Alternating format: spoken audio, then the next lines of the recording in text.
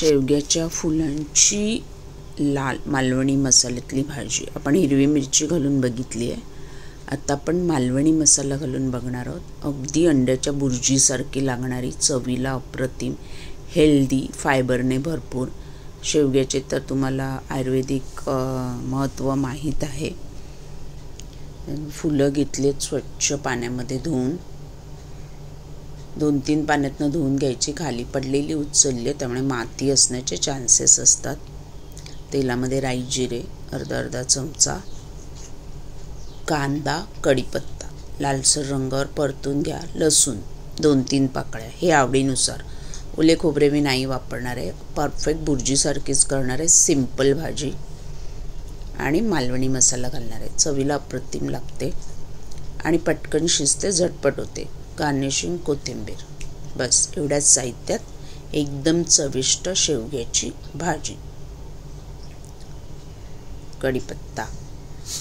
बद्धकोष्ठता किंवा गॅसेस, जंत पोटात झाले असतील तर अशावेळी अशी भाजी करून खाल्ली की भरपूर आराम पडतो.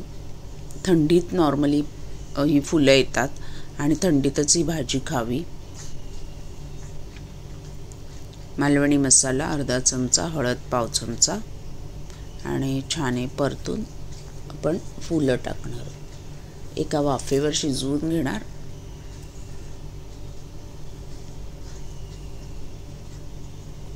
मला भरपूर अशी झाडाखाली खाली पडलेलीच मिळाली.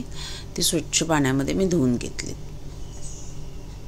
काही नाही, सिंपल कांदा, मालवणी मसाला, हळद, राई जिरे, कढीपत्ता आणि लसूण. बस.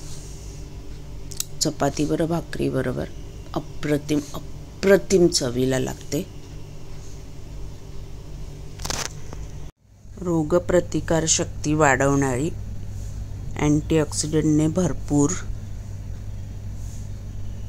ही फुले वाळवून सुद्धा ठेवून त्याचा चहामध्ये, काड्यामध्ये किंवा भाजी बनवता येते. भरपूर मिळाली, झाड स्वतःचं असेल आणि भरपूर मिळाली तर ती वाळवून ठेवता येतात आणि अगदी 5 ते 6 महिने ती खाता येतात.